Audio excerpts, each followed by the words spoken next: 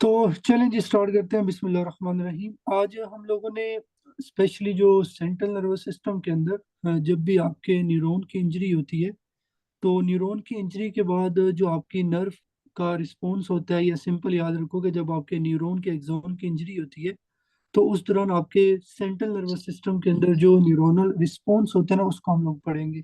मतलब यह है कि अगर किसी भी बंदे की बॉडी के अंदर सीएनएस में एक्सोन की इंजरी होती है, तो वहाँ पे क्या क्या जो है ना वो चेंजेस आती हैं, या बेसिकली वहाँ पे क्या क्या जो है ना वो स्टेप्स होते हैं, वो हम लोग पढ़ेंगे। अब उसको पढ़ने से पहले यहाँ पे थोड़ी सी एनाटॉमी आप लोगों को क्लियर करना चाहूंगा, और ये बहुत बेसिक है। अगर आपको ये चीज़ें नहीं पता तो आगे थोड़ा एडवांस लेवल पे जाके चीज़ें डिस्कस करना डिफिकल्ट होगा। तो ये मैंने आपके सामने यहाँ पे स्पाइनल कोड को जो है ना वो ड्रा किया हुआ है। डेट इज स्पाइनल कोड, ठीक है, जो ब्लैक ब्लैक कलर के अंदर सर्कल है। ठीक है, उसके बाद जस्ट 1 मिनट यार, मुझे म्यूट कर लेने दे। बच्चे खुद को म्यूट करते भी नहीं है, डिस्टर्ब करते हैं फिर सब लोगों को। ठीक है, तो यहाँ पे हम लोग ये जो मैंने ब्लैक सर्कल के अंदर ड्रा किया हुआ है, basically that is spinal cord. ठीक है, और स्पाइनल कोड के अंदर आप लोगों ने पढ़ा हुआ है कि ग्रे मैटर भी होता है, व्हाइट मैटर भी होता है। तो ये मैंने जो रेड कलर के अंदर ड्रा किया हुआ है, डेट इज ग्रे मैटर। और उसके बाद फिर ये जो व्हाइट कलर के अंदर आता है, ये बेसिकली आपका व्हाइट मैटर है। ये आप लोगों ने याद रखना है। अच्छा, अब अगर आप देखेंगे तो स्पाइनल कोड का ये वाला जो पार्ट है, इसको बेसिकली इंटीरियर बोलते होते हैं। और ये वाला जो पार्ट है, डेट इज पोस्टीरियर। ये आप लोगों ने इसके अंदर जो है ना वो याद रखना है। अब यहाँ पे मैंने आपके सामने एक जो है ना वो नर्व जो निकलती हुई आपको दिखाई है, ठीक है, जो आपके इंटीरियर स्पाइनल पार्ट से निकल रही है। ठीक है, बेसिकली इसको बोलते होते हैं वेंट्रल रूट। कि वो बेसिकली नर्व्स जो आपके इंटीरियर पार्ट से निकल रही हो, उनको कलेक्टिवली वेंट्रल रूट बोलते होते हैं। फिर इसी तरह अगर आप देखेंगे तो एक आपके पोस्टीरियर साइड से निकल रही है, जिसको बोलते होते हैं डोर्सल रूट। और उसके बाद ये आपके पास थोड़ा सा आगे जाके के यहाँ पे बेसिकली आपके पास एक गेंगलियन पड़ा होता है, जिसको बोलते हैं डोर्सल रूट गेंगलियन। ये आप लोगों ने याद रखने। फिर उसके बाद अगर आप देखेंगे कि आपका ये जो वेंट्रल है, ये आगे जाके आपका ये जो डोर्सल आ रहा है उसके साथ मिल जाता है। तो मतलब ये है कि आगे जाके जो वेंट्रल और डोर्सल आपकी रूट होती है ना, वो मिल जाती है, और वो मिल के क्या बनाती है, स्पाइनल नर्व बनाती है। तो अगर आप लोगों से पूछा जाए व्हाट इज स्पाइनल नर्व, तो आपने क्या याद रखना है, बेसिकली जब आपके स्पाइनल कोड के इंटीरियर या पोस्टीरियर से जो रूट्स निकल रही होती हैं, वो आगे आके मिल के क्या बनाती हैं, स्पाइनल नर्व बनाती हैं। अब आप लोगों ने मुझे बताना है कि जो आपका वेंट्रल रूट होता है, इसके अंदर सेंसरी पार्ट होता है या मोटर होता है, जल्दी से बताएं, शाबाश। वेंट्रल के अंदर आपका सेंसरी होता है या मोटर होता है, दिस इज द मोटर। उसके बाद जो आपका डोर्सल होगा, ये आपका सेंसरी होगा। अब आप लोगों ने मुझे बताना है कि फिर जो स्पाइनल नर्व है, स्पाइनल नर्व के अंदर सेंसरी मोटर दोनों आएंगे या एक आएगा। आपने मुझे ये चीज क्लियर करनी है। तो स्पाइनल जो नर्व होगी उसके अंदर क्या होगा, सेंसरी सप्लाई भी होगी, मोटर सप्लाई भी होगी। ये आप लोगों ने पॉइंट याद रखने हैं।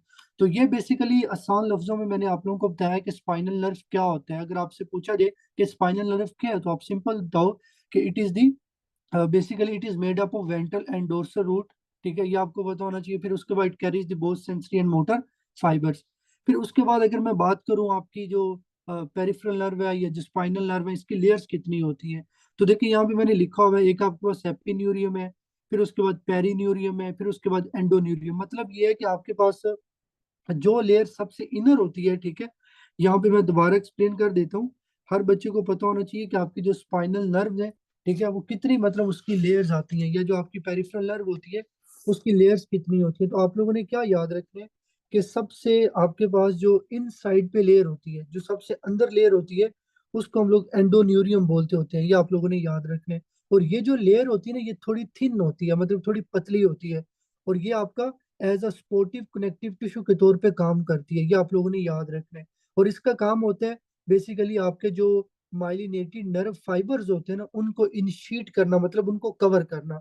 ये तीन बातें आपने याद रखना है। सबसे पहला ये आपके पास इनर होता है, इनर लेयर है, ठीक है। उसके बाद सेकंड नंबर पे आपने क्या याद रखना है कि आपके पास जो एंडोन्यूरियम है, ठीक है, ये बेसिकली आपके पास स्पोर्टिव कनेक्टिव कनेक्टिव टिश्यू के तौर पे जो है ना वो काम करती है। फिर उसके बाद थर्ड नंबर पे याद रखना है कि आपका जो एंडोन्यूरियम है, ये क्या करता है, आपके जो माइलिनेटेड नर्व फाइबर्स होते हैं उनको इन शीट करता है, मतलब ये उसके इर्द गिर्द एज अ शीट के तौर पे जो है ना वो काम करेगा। ये आपको पता होना चाहिए। उसके बाद नेक्स्ट हमारे पास यहाँ पे आते हैं कि अच्छा जी, सब लोगों को स्क्रीन शो हो रही है आप लोगों में से? यहाँ पे कोई बच्चा आंसर कर जी। ठीक है, हो रही है, ठीक है। ठीक है, ठीक है। तो नेक्स्ट हमारे पास सेकंड लेयर आती है जी, आपके पास पेरिन्यूरियम, ठीक है। अब पेरिन्यूरियम के बारे में आपने क्या याद रखना है कि बेसिकली आपके पास ये वो नर्व है जो आपके एंडो के बाहर होगी, ठीक है। सबसे इन साइड पे आपके पास क्या होता है, एंडोन्यूरियम होते हैं। और एंडोन्यूरियम के बाहर कौन सी लेयर होगी, पेरिन्यूरियम। आप लोगों ने जो है ना वो याद रखना है, ये आपको पता होना चाहिए। फिर उसके बाद यहाँ पे आपकी बुक के अंदर ना एक टर्म लिखी होती है फेसिकल, ठीक है। फेसिकल क्या होता है, ये हर बच्चे को जो है ना वो पता होना चाहिए, फेसिकल क्या है। तो बेसिकली जब आप मोटर नर्व फाइबर्स को इकट्ठा करते हो ना, bundle of motor nerve fibres is called fascicle. ये आप लोगों ने याद रखने। तो ये जो आपकी पेरिन्यूरियम होती है ना, ये बेसिकली क्या करती है, आपका जो फेसिकल होता है ना, ठीक है, आपका जो फेसिकल होता है, जो bundle of motor nerve fibres होते हैं, उसको जो है ना ये कवर करती है, पेरिन्यूरियम। ये आप लोगों ने याद रखने, ये आपको इसमें पता होना चाहिए। उसके बाद नेक्स्ट हमारे पास आता है एपिन्यूरियम। एपिन्यूरियम आपके पास वो लेयर है जो सबसे बाहर होगी, ठीक है। ये आपके पास सबसे बाहर लेयर होती है, और ये बेसिकली वो लेयर है जो आपके फेसिकल के साथ साथ आपकी जो ब्लड वेसल होती है उसको जो है ना वो कवर करती है। ये आपको पता होना चाहिए। और ये आपका डेंस कनेक्टिव टिश्यू से बनी होती है। ये आप लोगों ने 3 पॉइंट याद रखने हैं। तो ये बेसिकली आपका जो है ना वो लेयर ऑफ स्पाइनल जो है ना वो नर्व के बारे में था। ये आपको बताना चाहिए। अच्छा, और यहाँ पे कुछ बच्चे जो है ना वो कह रहे हैं जी स्क्रीन अर्ली। अच्छा जी, तो किसकी तरफ स्क्रीन शो नहीं हो रही यार? बच्चे यहाँ पे कह रहे हैं हमारी तरफ शो हो रही है, कुछ कह रहे हैं नहीं हो रही। ठीक है, हो रही है तो भाई जिनकी तरफ नहीं हो रही उनका नेट का इशू होगा ना, वो क्यों दूसरे बच्चों को डिस्टर्ब कर रहे हैं। आप लोग मीटिंग को लीव करके जो है ना वो दोबारा ज्वाइन कर लें काइंडली। तो ये बेसिकली आप लोगों ने इसके अंदर जो है ना वो याद रखते हैं। तो अभी तक हम लोगों ने क्या पढ़ा है, सबसे पहले व्हाट इज स्पाइनल नर्व, हमने ये पढ़ा था। फिर उसके बाद हमने पढ़ा कि आपके पास जो स्पाइनल नर्व है या आपकी जो पेरिफेरल नर्व होती है उसकी कितनी लेयर्स होती हैं। मैंने आपको बताया 3 लेयर्स होती हैं, ठीक है। फिर इन लेयर्स के बारे में मैं इंपॉर्टेंट पॉइंट यहाँ पे रिपीट कर देता हूँ जो आप लोगों ने याद रखनी है। कि आप लोगों को पता होना चाहिए कि आपकी जो एंडोन्यूरियम है ये सबसे इनर लेयर होती है, ठीक है। This is the first point. फिर उसके बाद ये आपका थिन कनेक्टिव टिश्यू से बनी होती है, मतलब ये एज ए कनेक्टिव टिश्यू के तौर पे काम करेगी, सपोर्ट करेगी। फिर उसके बाद आप लोगों को मैंने ये बताया कि ये आपके जो नर्व फाइबर्स होते हैं, ठीक है, उनको ये सपोर्ट करती है या उनको ये इनशीट मतलब उनको कवर करेगी। ये आपको बताना चाहिए। फिर उसके बाद आपका था पेरिन्यूरियम। मैंने बताया कि एंडोन्यूरियम के बाहर कौन सी लेयर है, पेरिन्यूरियम है, ठीक है। जो पेरिन्यूरियम है ये क्या करती है, फेसिकल को कवर करती है। देखो, ये जो एंडोन्यूरियम है ना ये एक एक नर्व फाइबर को कवर करेगी, लेकिन जो पेरिन्यूरियम है ना ये बेसिकली एक बंडल होगा मोटर नर्व फाइबर्स का, उसको ये जो ना वो कवर करती है और उसको फेसिकल बोलते होते हैं। फिर उसके बाद आता है एपिन्यूरियम, ठीक है। आप लोगों ने ये याद रखना है कि एपिन्यूरियम क्या होता है। एपिन्यूरियम आपकी सबसे बाहर वाली लेयर होती है, ये डेंस कनेक्टिव टिश्यू की होती है, और ये आपके फेसिकल के साथ साथ आपके जो ब्लड वेसल है उसको कवर करती है। ये आप लोगों ने इसमें जो है ना वो चीज याद रखनी है। तो यहाँ तक सब लोगों को क्लियर है? मेरी आवाज सब लोगों को ठीक आ रही है? आप लोग एक दफा आंसर करें ताकि मुझे भी पता चले। चलिए जी, मैं जो है ना वो ठीक है, मैं दोबारा कट करके जी शो कर देता हूँ, कोई मसला नहीं। अभी भी अगर किसी की तरफ ना हो तो आप लोगों ने अपना नेट चेक करना है, क्योंकि अगर देखो ना यार, एक सिंपल सी बात है, अगर एक बच्चे को भी यहाँ पे स्क्रीन शो हो रही है तो इट्स मीन हमारी तरफ मसला नहीं है, ठीक है। वो आपके नेट का इशू आ रहा होगा। तो अब ये बेसिकली मैंने आप लोगों को पढ़ाया कि आपके पास जो है ना वो नर्व की लेयर्स कितनी आती हैं, ठीक है जी। उसके बाद नेक्स्ट हम लोग यहाँ पे पढ़ेंगे आपके पास के जो नर्व होती है उसकी इंजरी की काजिज क्या है, ठीक है।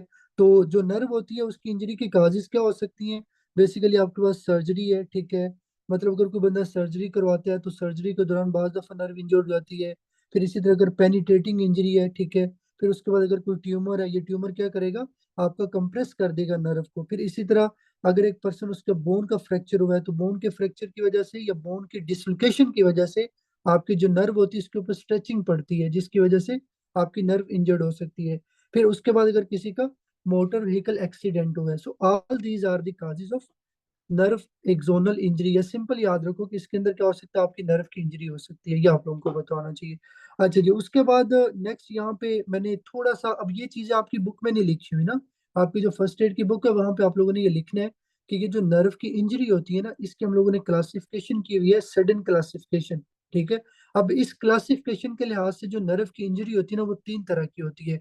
एक आपके पास न्यूरोप्रेक्सिया, ठीक है। एक आपके पास एक्सो मेटेसिस, ठीक है, और एक आपके पास आता है न्यूरोटेमेसिस। ये आप लोगों ने याद रखने, न्यूरोप्रेक्सिया, एक्सोटेमेसिस और neurotmesis. So these are the classification, ठीक है। ये बेसिकली आपके पास क्या क्लासिफिकेशन है किस चीज की, नर्व इंजरी के लिहाज से। अब हम बारी बारी हर एक को पढ़ेंगे, इंशाल्लाह आपको क्लियर हो जाएगा। देखो लेट्स सपोज ये मेरे पास आपका क्या जी एक्सोन है, ठीक है। ये मैंने यहाँ पे एक एक्सोन ड्रा किया है। इस एक्सोन के इर्द गिर्द आपके पास क्या आता है, नेक्स्ट आपके पास ये माइलिन शीट है, ठीक है। This is the myelin sheath, ये आप लोगों ने पढ़ा हुआ है। फिर उसके बाद जो पेरिफेरल नर्व होती है उसके इर्द गिर्द यहाँ पे क्या होते हैं, आपके श्वान सेल्स होते हैं, ये आप लोगों ने पढ़ा था। सो these are the Schwann cells. अब बेसिकली जो न्यूरोप्रेक्सी है ना, न्यूरोप्रेक्सिया के अंदर क्या होता है कि आपका जो एक्सोन क्या माइलिन शीट होता है ना वो खराब हो जाता है। बाकी इसके अंदर आपका जो एंडोन्यूरियम है वो बिल्कुल नॉर्मल होता है। आपके जो श्वान सेल हैं वो बिल्कुल नॉर्मल होंगे। मसला सिर्फ इतना आएगा कि आपके जो एक्सोन की डीमाइलिनेशन हो जाएगी माइल्ड, उस टाइप को हम लोग बोलते थे न्यूरोप्रेक्सिया। तो न्यूरोप्रेक्सिया क्या है, बेसिकली इसके अंदर आपका जो एक्सोन है उसकी सिर्फ और सिर्फ माइल्ड डीमाइलिनेशन हो जाएगी। और अब आप लोगों को पढ़ाया हुआ है मैंने कि अगर न्यूरॉन की डीमाइलिनेशन होगी तो एक्शन पोटेंशियल आपके पास सही से नहीं बनेगा, कंडक्शन ठीक से नहीं होगी, तो मरीज को थोड़ा सा सेंसरी और मोटर लॉस हो सकता है। क्यों? क्योंकि भाई आपकी नर्व है उसका काम होगा सेंसरी या मोटर फंक्शन करना, तो अगर आप उसको डीमाइलिनेट करोगे तो आपका माइल्ड सेंसरी या मोटर लॉस हो जाएगा। लेकिन गुड चीज क्या है कि भाई इसकी कंप्लीट रिकवरी हो जाती है, आपको कुछ सर्जरी नहीं करनी पड़ती इसको ठीक करने के लिए, ये ऑटोमेटिकली ठीक हो जाता है। ये आप लोगों ने याद रखना। अब इसकी एग्जांपल क्या है, सैटरडे नाइट पॉलिसी, ये हम लोग पढ़ेंगे मस्कुलोस्केलेटल सिस्टम के अंदर। अगर आपको एग्जाम के अंदर पूछा जाए कि कोई न्यूरोप्रेक्सिया की कोई एग्जांपल आप लोगों को पता है तो आप लोगों ने सैटरडे नाइट पॉलिसी को जो है ना वो याद रखना है। बाकी ये होता क्या है, ठीक है, ये इंशाल्लाह आप लोग मस्कुलोस्केलेटल में पढ़ेंगे। जस्ट यहाँ पे इतना याद रखें कि Saturday night palsy is the example of neuropraxia, ये आपको बताना चाहिए। अच्छा जी, उसके बाद सेकंड नंबर पे आता है एक्सोटोमेसिस। अब इसको भी ध्यान से सुनना है आप लोगों ने। देखो मैंने आपको ऊपर ये चीज पढ़ाई कि आपका जो एक्सोन है, ठीक है, एक्सोन के इर्द गिर्द क्या होता है, माइलिनेशन शीट होती है और आपकी जो एंडोन्यूरियम की लेयर होती है। अगर आपको एग्जाम में बताया जाए कि एक पेशेंट है उसकी नर्व की इंजरी हुई है और वो नर्व की जो इंजरी हुई है ना उसके अंदर बेसिकली आपका जो माइलिन शीट है वो भी डैमेज हो गया, माइलिन शीट का भी डैमेज हो गया और आपका जो एक्सोन है ना वो भी डैमेज हो गया। तो आप लोग उस टाइप को क्या बोलोगे, एक्सोटेमिसिस। एक्सोटेमिसिस में क्या होता है, एंडोन्यूरियम बिल्कुल इंटेक्ट रहता है, आपका एक्सोन का डैमेज होता है, आपकी माइलिनेशन शीट का डैमेज होता है। इसकी वजह से क्या होगा, अगेन आपको थोड़ा सा मतलब सिग्निफिकेंट जो न्यूरोप्रेक्सिन इसमें थोड़े कम सिम्टम आएंगे क्योंकि उसमें एक्सोन इंजर्ड नहीं होता, उसमें एंडोन्यूरियम इंटेक्ट रहता है, सिर्फ माइलिन का थोड़ा मसला बनता है। जो एक्सोटोमेसिस है इसके अंदर भी माइलिन खराब होती है बट इसमें साथ एक्सोन का भी थोड़ा मसला बनता है, जिसकी वजह से जो सिग्निफिकेंट सेंसरी या मोटर लॉस होगा, एस एम का मतलब होगा सेंसरी एंड मोटर लॉस, और इसके अंदर भी रिकवरी खुद हो जाती है, कोई सर्जरी की जरूरत नहीं पड़ती। अब अगर एग्जाम में इसकी एग्जांपल पूछी जाए कि कौन सी एग्जांपल है जिसके अंदर इस तरह की बेसिकली आपके नर्व की इंजरी होती है या एक्सोमेटिसिस होती है, तो वो आपके जो क्लोज फ्रैक्चर होते हैं या आपकी बोन के जो डिसलोकेशन होते हैं, ये बेसिकली सारे की सारी के आपकी टाइप्स हैं किस चीज की, आपकी एक्सोटोमिसिस की, ये आप लोगों ने याद रखना है। अच्छा अब मुझे आप लोगों ने बताना है, मैं आप लोगों को क्वेश्चन यहाँ पे दूंगा, आप लोगों ने मुझे जो है ना वो बताना है। सब लोगों को मेरी आवाज ठीक आ रही है ना, पहले मुझे वॉइस सारे बंदे बताएं सबको क्लियर है, ठीक है जी। अच्छा जी, अब मुझे यहाँ पे आंसर करेंगे जी। अगर आपको एग्जाम में क्वेश्चन आता है कि एक पेशेंट है उसका, उसको लेट्स सपोज जो है ना वो बोन का फ्रैक्चर हुआ है, बोन के फ्रैक्चर की वजह से उसकी जो नर्व है ना, जो आपकी एक्सोन है नर्व का, वो भी इंजर्ड हो गया और उसकी जो माइलिन शीट है वो भी इंजर्ड हो गया, लेकिन एंडोन्यूरियम लेयर इंटेक्ट है। तो ये कौन सी टाइप आती है according to Seddon classification, it is axonotmesis. अच्छा अगर एग्जाम में पूछा जाए कि एक पेशेंट है उसकी नर्व की इंजरी है बट उसका माइलिन शीट और उसका जो एंडोन्यूरियम है वो इंटेक्ट है, problem is in the myelin sheath, मतलब उसका जो आपके पास श्वान सेल है वो भी ठीक है, उसका जो आपके पास माइलिन शीट है सिर्फ थोड़ा सा वो खराब है, सिर्फ माइलिन शीट थोड़ा सा खराब हो तो उसको न्यूरोपेरेक्सिया बोलते होते हैं, ये आप लोगों ने याद रखना है। अच्छा जी, ये आप लोगों को सारा पता चल गया। अब मुझे आप लोग ये बताओ कि वो कौन सी लेयर है जो पेरिफेरल नर्व के अंदर ब्लड वेसल और फेसिकल को कवर करती है, जल्दी से बताएं शाबाश। उस लेयर को क्या बोलते हैं जो फेसिकल के साथ साथ ब्लड वेसल को कवर करेगी, उसको एपी बोलेंगे, पेरी बोलेंगे, एंडो बोलेंगे, शाबाश जल्दी से बताएं। That is epineurium, good. अच्छा जी, उसके बाद मुझे ये बताओ कि अगर आपसे पूछा जाए कि आपके पास कौन सी लेयर आती है जो आपके पास एंडो की आउटसाइड होगी, बट वो आपकी सिर्फ फेसिकल को कवर करती है। वो कौन सी लेयर आती है? वो आपकी पेरिन्यूरियम होगी, ये आपको पता होना चाहिए। फिर उसके बाद अगर आपको बताया जाए कि वो कौन सी लेयर है जो पतली होती है, जो आपके उस कनेक्टिव टिश्यू से बनी होती है, और वो आपके एक मतलब single single myelinated nerve fibre को इनशीट करेगी, कवर करेगी, वो आपकी एंडोन्यूरियम है। तो ये सारी स्टोरी इस फर्स्ट पेज के अंदर है। सब लोगों को क्लियर है? सब लोगों को ये फर्स्ट स्लाइड क्लियर है? किसी बच्चे को कोई प्रॉब्लम तो नहीं? चलेंगे, गुड। अच्छा जी, अब उसके बाद नेक्स्ट हम लोग यहाँ पे पढ़ेंगे आपके पास कि जो थर्ड टाइप है न्यूरोटेमेसिस क्या होता है। देखो, पीछे हमने पढ़ा अगर सिर्फ माइलिन खराब हो तो वो आपका क्या होता है, पीछे आप लोगों को मैंने बताया न्यूरोप्रेक्सिया होता है। अच्छा, अगर आपके एक्सोन का भी मसला आ जाए तो वो एक्सोटोमेसिस है। लेकिन अगर आपकी क्या हो, एंडोन्यूरियम भी खराब हो जाए, ठीक है, आपका एक्सोन भी खराब हो जाए, आपकी माइलिन शीट भी खराब हो जाए, एक्सोन भी खराब है, माइलिन शीट भी खराब है, एंडोन्यूरियम भी खराब है, मतलब तीनों का डैमेज हो गया, उसको बोलते होते हैं न्यूरोटेमेसिस। ये आप लोगों ने इसके अंदर याद रखने कि न्यूरोटेमेसिस के अंदर आपकी सारी जो है ना वो लेयर्स का डैमेज हो जाएगा, और इसकी वजह से आपको सिग्निफिकेंट मोटर और सेंसरी लॉस होगा। और इसके अंदर रीजनरेशन जो कैपेसिटी होती है ना, मतलब खुद को ठीक करने की जो पावर होती है, वो खत्म हो जाती है, वो इफेक्टेड हो जाती है, जिसकी वजह से आपका रिकवरी पुअर होता है, और फिर मरीज की हमने सर्जरी करनी होती है। ये आप लोगों ने याद रखना है। अब अगर एग्जाम में एमसीक्यूज आए कि कौन सी एग्जाम्पल है जिसके अंदर स्पेशली सारी लेयर्स का डैमेज हो सकता है, तो आप लोग तो सोचे अगर किसी को गन शूट इंजरी है, ऐसी इंजरी जो बहुत ज्यादा पेनिट्रेटिव है, ठीक है। फिर इसी तरह अगर आपका फेबुला का ओपन फ्रैक्चर होता है, यूजली जो क्लोज फ्रैक्चर होते हैं ना, क्लोज फ्रैक्चर के अंदर हमारे पास एक्सोटोमेसिस होता है, ठीक है। लेकिन जितने भी ओपन फ्रैक्चर्स हैं उनके अंदर ज्यादातर जो है ना वो न्यूरोटोमेसिस आते हैं। तो ये आप लोगों को इसके अंदर जो है ना वो पता होना चाहिए। ये बेसिकली मैंने आप लोगों को पढ़ाया है कि जो नर्व की इंजरी की जो है ना वो क्लासिफिकेशन। अब हम बात करते हैं कि चलो जी, हमने पढ़ लिया कि लेट्स सपोज एक्सोटोमेसिस है, एक्सोटोमेसिस के अंदर जो एक्सोन है वो इंजर्ड हो गया है। अब उस एक्सोन को इंजर्ड जो है उसको कैसे नर्व ठीक करेगी, तो अब हमने उन स्टेप्स को पढ़ना है। Steps of nerve axonal injury repair, मतलब यह है कि आपकी जो नर्व का एक्सोन की इंजरी होती है, ठीक है, आपके नर्व का जो एक्सोन है जब उसकी इंजरी होती है तो उसको कैसे रिपेयर किया जाता है, ठीक है। अब बेसिकली इसको हम लोग 3 स्टेप्स में पढ़ेंगे। हर बच्चे को पता होना चाहिए कितने स्टेप्स होते हैं जब एक्सोनल इंजरी का रिपेयर किया जाता है। 3, ठीक है। फर्स्ट आएगा क्रोमेटोलाइसिस, सेकंड आएगा एक्सोनल रिट्रैक्शन, और थर्ड नंबर आएगा वलेरियन डीजेनरेशन। बस ध्यान से सुनना है, हर एक चीज पानी की तरह क्लियर की जाएगी, ठीक है। पहले नाम पता होने चाहिए, क्रोमेटोलाइसिस, एक्सोनल रिट्रैक्शन, वलेरियन डीजेनरेशन। ये 3 स्टेप्स हर बच्चे को क्लियर हो, ठीक है। इनका कंसेप्ट पता होना चाहिए। एमसीक्यू है, आपको फौरन पता होना चाहिए कि ये कौन सा स्टेप बताया जा रहा है। अच्छा, अब ध्यान से सुनना है आप लोगों ने, ठीक है। लेट्स सपोज ये मेरे पास आपका जी एक तरह से दिस इज द फर्स्ट जो डायग्राम आपको यहाँ पे शो हो रही है, ये मेरे पास एक न्यूरॉन है, ठीक है। उसके ये डेंड्रॉइट है, ये उसकी सेल बॉडी है, ये उसका एक्सोन है।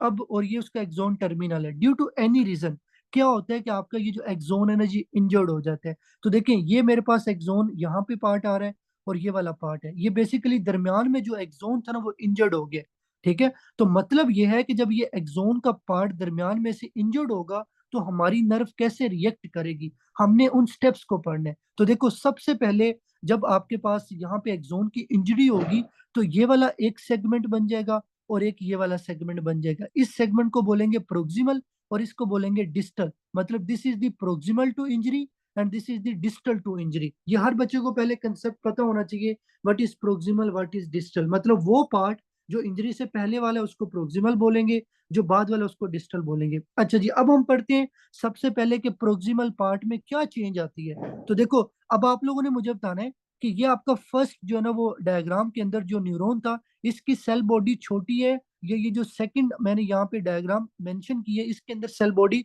छोटी है। मतलब किसके अंदर सेल बॉडी आपकी छोटी है, फर्स्ट या सेकंड के अंदर? मुझे ये बताएं। फर्स्ट के अंदर। तो इसका मतलब ये हुआ कि जब आपके एक्सोन की इंजरी होती है तो जो प्रोक्सिमल पार्ट होता है, प्रोक्सिमल पार्ट के अंदर आपकी जो सेल बॉडी होती है उसकी स्वेलिंग हो जाती है। सेल बॉडी की क्या हो जाएगी? स्वेलिंग हो जाएगी। ये आपको पहला पॉइंट पता होना चाहिए। फिर उसके बाद क्या होता है, आपने देखा होगा कि ये जो ब्लैक ब्लैक छोटे छोटे ये क्या है, ये आपके निसल सब्सटेंसेस है। ये वो सब्सटेंसेस हैं जिनके अंदर रफ एंडोप्लाज्मिक रेटिकुलम होता है। तो जब एक्सोन की इंजरी होती है तो जो सेल बॉडी है वो अपने अंदर क्या कर लेगी, जो आपके पास नीजल सब्सटेंसेस है उनको डिस्पर्स कर देगी, ठीक है। इसको बोलते हैं dispersion of Nissl substance throughout the cytoplasm, ठीक है। ये आपने याद रखना है कि पूरे साइटोप्लाज्म के अंदर ये जो निसल सब्सटेंसेस है ये स्प्रेड हो जाएंगे। ये आपको पता होना चाहिए। फिर उसके बाद आपने क्या याद रखना है, अब देखो यहाँ पे न्यूक्लियस सेंटर के अंदर है, ठीक है। जब एक्सोन की इंजरी नहीं हुई थी तो ये सेंटर में है, लेकिन जब एक्सोन की इंजरी होती है तो न्यूक्लियस आपका पेरिफेरी के ऊपर चला जाता है। तो अभी तक मैंने तीन चेंजेस पढ़ाई हैं। पहला आपका क्या होगा, जो सेल बॉडी है वो स्वेल कर जाएगी। सेकंड मैंने बताया जो आपका निसल सब्सटेंस है वो डिस्पर्स हो जाएगा। थर्ड मैंने क्या बताया, आपका जो न्यूक्लियस है वो पेरिफ्री पे चला जाएगा। अच्छा, फोर्थ नंबर पे क्या होगा कि आपका जो न्यूक्लियस होगा इसके अंदर जहरी बात है डीएनए होता है, ठीक है। डीएनए आपका क्या करेगा, एक तरह से ट्रांसलेट, जिसको आप लोग बोलते हो ट्रांसक्रिप्शन, ठीक है। डीएनए से क्या बनेगा, आपका आरएनए बनेगा। वो आरएनए आप ट्रांसलेट करोगे किसके अंदर, प्रोटीन के अंदर, जिसको आप लोग ट्रांसलेशन बोलते हो। तो ट्रांसलेशन के थ्रू वहां पे प्रोटीन बनेगी, ठीक है। वो प्रोटीन्स फिर बन के क्या करेंगी, आपके जो एक्सोन इंजर्ड होते हैं ना उसकी तरफ मूव करेंगी। और ये आप लोगों ने फोर्थ पॉइंट याद रखने कि डीएनए से बनेगा मैसेंजर आरएनए। मैसेंजर आरएनए आपका प्रोटीन बनेगा। ये प्रोटीन आपका मूव करेगा टुवर्ड द डैमेज पार्ट, ठीक है। इन चार चेंजेस को प्रोक्सिमल सेगमेंट ऑफ न्यूरॉन के अंदर बोलते होते हैं क्रोमेटोलाइसिस। तो क्रोमेटोलाइसिस क्या होता है, basically it is the axonal response to injury, ठीक है। इसमें क्या होता है, आपकी सेल बॉडी स्वेल कर जाती है, नीजल सब्सटेंस डिस्पर्स हो जाता है, न्यूक्लियस पेरिफेरी पे चला जाता है, प्रोटीन सिंथेसिस इंक्रीज हो जाती है। ये आपने याद रखना है। अगर पूछा जाए प्रोटीन सिंथेसिस क्यों इंक्रीज होती है तो आपने क्या बताना है, बेसिकली जब आपकी न्यूरोनल सेल बॉडी क्या करेगी, इंजरी को देखेगी तो वो इसके अगेंस्ट रिएक्ट करेगी। रिएक्ट करने की वजह से क्या होगा, आपकी प्रोटीन ज्यादा बनेगी। वो प्रोटीन किस लिए ज्यादा बनेगी, उसकी कोशिश होगी कि वो आपके जो एक्सोन इंजर्ड होते हैं ना उसको जाके रिपेयर कर सके। ये आपने इसके अंदर याद रखना है। तो जल्दी से बताएं शाबाश हर बच्चे को, ये क्रोमेटोलाइसिस क्लियर है कि what is chromatolysis and what are the, like what are the changes in the chromatolysis. मैं कोशिश करूंगा कि साथ साथ आप लोगों से पूछता जाऊं, क्योंकि ये पॉइंट आप लोगों की जो फर्स्ट एड पे लिखा है उन्होंने बहुत ही डायरेक्ट लिखा हुआ है। अच्छा जी, ये तो आपका हो गया क्रोमेटोलाइसिस। अब उसके बाद क्या होगा, देखो सेकंड स्टेप के अंदर मैंने क्या किया है कि बेसिकली इसी डायग्राम को आप लोगों ने ध्यान से देखना है पहले, कि मेरे पास एक तो ये वाला सेक मतलब इसका पार्ट है और दूसरा ये वाला पार्ट है। दरमियान में ये वाला जो एरिया ना ये इंजर्ड है, ठीक है। अब नीचे वाली डायग्राम को आपने देखना है, दरमियान ये आपका फर्स्ट पार्ट है और ये आपका दूसरा पार्ट है, ठीक है। और दरमियान में ये वाला एरिया इंजर्ड है। अब जब आपके न्यूरॉन के अंदर एक्सोन की रिपेयर की जाती है ना, तो उसके लिए क्या होता है, बेसिकली आपके जब एक्सोन की रिपेयर की जाती है तो उसमें आपका जो ये वाला माइलिन शीट होगा, ठीक है। ये वाला माइलिन शीट और ये वाला माइलिन शीट, ठीक है। उसके बाद आपका ये वाला आता है, ठीक है। दिस इज द सेकंड, ये आपका सेकंड माइलिन शीट है। तो बेसिकली जब आपके एक्सोन की इंजरी होती है तो इंजरी को जब रिपेयर किया जाता है, ठीक है, क्रोमेटोलाइसिस के बाद जो नेक्स्ट स्टेप होता है ना उसमें क्या होगा कि आपकी इंजरी के आसपास जो आपके एडजेसेंट नोड्स होंगे, जिसको आप लोग बोलते हो नोड्स ऑफ रेनवीर, ठीक है। तो देखो ना, एक ये नोड है, ठीक है, उसके बाद एक ये नोड होगा। तो बेसिकली यहाँ तक जो है ना वो इस न्यूरॉन को रिमूव कर दिया जाता है। मतलब जो आपके एडजेसेंट नोड्स ऑफ रेनवीर्स होंगे ना, वहां तक इस एक्सोन को क्या कर दिया जाएगा, डीजेनरेट कर दिया जाएगा। ये आपने याद रखना है। और ये बेसिकली जो आपका डीजेनरेट होगा इसमें माइलिन भी चली जाएगी, आपकी श्वान सेल भी चले जाएंगे। ये आप लोगों ने प्लीज इसके अंदर याद रखना है कि जो सेकंड स्टेप मैंने यहाँ पे लिखा हुआ है, रिमूव द एडजेसेंट नोड, इसमें सिंपल याद रखो कि जो सेगमेंट इंजरी वाला होगा ना, मतलब देखो ना ये प्रोक्सिमल सेगमेंट था, ये डिस्टल है, ठीक है। इसके इन दोनों एजिस के आसपास, ठीक है, जो आपका नोड ऑफ रेनवीर होगा ना वहां तक उस एक्सोन को जो है ना वो पहले खत्म कर दिया जाएगा, क्योंकि आपने उसको ठीक करना है। तो ठीक करने के लिए रिक्वायरमेंट ये है कि आपने सराउंडिंग जो नोड ऑफ रेनवीर है वहां तक उसको जो है ना वो रिमूव करना है। तो ये बेसिकली आप लोगों को इसके अंदर सेकंड स्टेप पता होना चाहिए। अच्छा जी, उसमें क्या होता है, जो आपका नेक्स्ट थर्ड स्टेप आएगा। अब थर्ड को भी आप लोगों ने ध्यान से सुनना है। देखो अभी तक हमने पढ़ा कि जब एक्सोन की इंजरी होती है तो पहले चेंजेस आती हैं प्रोक्सिमल सेगमेंट में, ठीक है, जिसको क्रोमेटोलाइसिस बोलते हैं। सेकंड स्टेप में हमने पढ़ा कि आपके जो एडजेसेंट नोड्स होंगे वहां तक उस एक्सोन को रिमूव कर दिया जाएगा। ये सेकंड स्टेप है।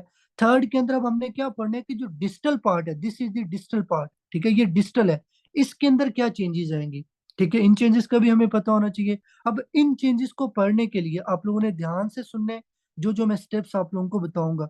तो देखिए सबसे पहले क्या होगा कि आपका जो डिस्टल एक्सोन का पार्ट होगा ना, ये वाला, टोटल ये वाला, इसको क्या किया जाएगा, ब्रेक कर दिया जाएगा। Break the entire axonal segment, मतलब ये होगा कि डिस्टल पार्ट के अंदर जितना भी एक्सोन का पार्ट बचेगा, एक्सोन टर्मिनल से पहले तक, ये एक्सोन टर्मिनल है, इससे पहले तक जितना भी एक्सोन का पार्ट आएगा ना, आपने उसको क्या कर देना है, छोटे छोटे सेगमेंट के अंदर ब्रेक कर देने हैं।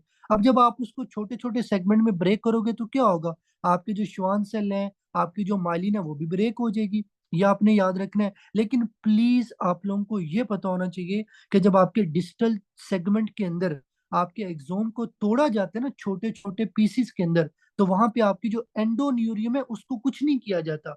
वो एंडोन्यूरियम इसको जो है ना वो बेसिकली ये समझो कि प्रोटेक्ट करके रखेगी। ठीक है, आपने कोशिश करनी है, लेट्स सपोज ये आपका एक्सोन है, जस्ट आपको समझाने के लिए, और यहाँ पे आपकी एंडोन्यूरियम की लेयर है, दिस इज द एंडोन्यूरियम, जो आपके इस नर्व के आउटसाइड है, ये एक्सोन के बाहर है। तो जब आप डिजिटल चेंज के अंदर इस पूरे एक्सोन को रिमूव करेंगे ना, तो आपने कोशिश करनी है कि आपका मतलब आपकी बॉडी के अंदर ऐसे होता है कि आपका जो एंडोन्यूरियम है, आपने इसको नहीं डिस्टर्ब करना। ठीक है, एंडोन्यूरियम से नीचे नीचे मतलब यहाँ तक जो भी चीज होगी ना, उसको बेसिकली डीजेनरेट कर दिया जाएगा। ये आप लोगों ने याद रखना है। फिर उसके बाद क्या होता है कि आपका जो एंडोन्यूरियम होता है, ये बेसिकली हिस्टामीन बनाता है। ये हिस्टामीन क्या करता है, ये आपके मैक्रोफेजिस को बुलाता है। जब मैक्रोफेजिस आएंगे तो वो क्या करेंगे, वो इस डिस्टल एक्सोनल सेगमेंट को छोटे छोटे पार्ट के अंदर तोड़ देंगे। ये आपने याद रखना। और इसके अंदर बेसिकली आपके जो श्वान सेल हैं वो पीछे बच जाएंगे। ये मैं नेक्स्ट डायग्राम के अंदर आपको दिखाता हूँ सारा कुछ। लेकिन आप लोगों ने ये जो डिस्टल सेगमेंट के अंदर मैंने चेंजेस बताई है ना, इनको याद रखने हैं। सबसे पहले क्या होगा, आपके पूरे एक्सोन के सेगमेंट को तोड़ा जाएगा। तोड़ने के बाद वहां पे क्या क्या चीज टूटेगी, श्वान सेल और आपकी जो माइलिन है। अच्छा, उसके बाद क्या होगा कि जो बाहर एंडोन्यूरियम होगी ना, वो क्या करेगी, आपका हिस्टामिन रिलीज करेगी। ये हिस्टामिन क्या करेगा, मैक्रोफेजिस को बुलाएगा। ये मैक्रोफेजिस क्या करेंगे, आपने ऊपर जो एक्सोन के सेगमेंट को तोड़े है, आपने उसको खत्म तो करना है ना, उसको वहां से रिमूव करने। तो वो रिमूव कौन करेगा, वो मैक्रोफेजिस करेंगे। तो मैक्रोफेजिस आएंगे, वो आके क्या करेंगे, आपके जो एक्सोन है, आपकी जो माइलिन शीट है, उसको ये खा जाएंगे। ठीक है, तो ईट दी एक्सोन एंड माइलिन शीट, ये आप लोगों ने यहाँ पे करेक्ट कर लेने। यहाँ पे माइलिन शीट आएगा, तो पीछे क्या बचेगा, आपका श्वान सेल बचेगा। मतलब ये है कि जो डिस्टल सेगमेंट होगा ना, उसमें आपने सारा कुछ खत्म कर देने, बस आप लोगों ने श्वान सेल और एंडोन्यूरियम को इंटेक्ट रहने देने। ये आप लोगों को पता होना चाहिए। अच्छा जी, उसके बाद अब ये आगे आपकी जो है ना वो नेक्स्ट डायग्राम, इसको आप लोगों ने ध्यान से देखना है। ठीक है, तो जस्ट 1 मिनट, जस्ट 1 मिनट। आप सब लोगों को जब पीडीएफ शो हो तो मुझे आप लोगों ने बता देना है। ठीक है जी, तो सब लोगों को पीडीएफ नजर आ रहे हैं ना, किसी बच्चे की तरफ प्रॉब्लम तो नहीं है? ठीक है। अच्छा जी, अब हम लोग यहाँ पे जो है ना वो डिजिटल सेगमेंट को पढ़ रहे थे। अब ध्यान से आप लोगों ने सुनना है, देखें जी क्या होगा यहाँ पे। तो आपके पास ये जो सबसे आउटसाइड लेयर है ना, ये आपकी एंडोन्यूरियम की लेयर है। ठीक है, ये आपकी एंडोन्यूरियम की लेयर है। उसके बाद ये आपका प्रोक्सिमल सेगमेंट है, ये वाला, ये आपका प्रोक्सिमल सेगमेंट है किसका, एक्सोन का। और उसके बाद ये आपका डिस्टल सेगमेंट है। ठीक है, डिस्टल सेगमेंट के बाद ये आपके एक्सोन टर्मिनल है, ये आप लोगों ने पढ़ा है। फिर उसके बाद आपकी जो एक्सोन होता है उसके इर्द गिर्द ये क्या चीज है, ये आपकी श्वान सेल है, ये आप लोगों ने पढ़ा है। सो these are the Schwann cell. अब अगर आप लोग यहाँ पे देखो ना, तो आप लोगों को नजर आ रहा होगा कि जो एंडोन्यूरियम है ना, वो बेसिकली आपकी श्वान सेल्स को बाहर नहीं जाने दे रही, वो एक स्पेस के अंदर उसने क्लोज करके रखा हुआ है। इसकी क्लिनिकल इंपॉर्टेंस है जो आगे हम लोग पढ़ेंगे। ये आप लोगों ने पॉइंट याद रखने हैं। अब देखो इसमें क्या हुआ, हमने पीछे पढ़ा कि डिस्टल सेगमेंट के अंदर पहले जो एक्सोन होगा उसको तोड़ा जाएगा। तोड़ने के बाद क्या होगा, आपका जो एंडोन्यूरियम है वो क्या करेगा, नाइट्रिक ऑक्साइड रिलीज करेगा, हिस्टामीन बनाएगा। वो हिस्टामीन क्या करेगा, मैक्रोफेजिस को बुलाएगा, मैक्रोफेजिस आके उस पार्ट को खा जाएंगे, पीछे बचेगा सिर्फ और सिर्फ आपके श्वान सेल। अब उसके बाद क्या होगा कि आपका जो बेसिकली ये प्रोक्सिमल पार्ट होता है, ठीक है, आपका ये जो प्रोक्सिमल पार्ट होता है, यहाँ से कुछ जो है ना वो आपके एक्सोन के सप्रोट्स निकलेंगे। सप्रोट्स का मतलब ये याद रखो कि जिस तरह जो है ना वो आपके पास क्या होती है, जड़ें होती हैं। ठीक है, आपके पास क्या होगी, जो प्रोक्सिमल पार्ट है ना, यहाँ से कुछ जड़ें निकलेंगी। ये जड़ें आपकी मूव करेंगी toward the proximal side, toward the distal end. ठीक है, ये आप लोगों ने याद रखना है। इसको बोलते हैं एक्सोनल सप्रोट। एक्सोनल सप्रोट का मतलब ये है कि जो आपका प्रोक्सिमल एक्सोन होगा ना, उससे छोटी छोटी आपकी जड़ें निकलेंगी। वो जड़ें आपकी डिस्टल जो है ना वो एंड की तरफ मूव करेंगी। लेकिन प्लीज आप लोगों ने याद रखना है कि ये जो आपकी जड़ें निकली है ना प्रोक्सिमल पार्ट से, ये आपके एंडोन्यूरियम को क्रॉस नहीं करेंगे। मतलब ऐसा नहीं होगा कि ये यहाँ से निकल के बाहर आ जाएगी, बिल्कुल ऐसा नहीं होगा। ये आपके पास डायरेक्ट जाएगी toward the distal end.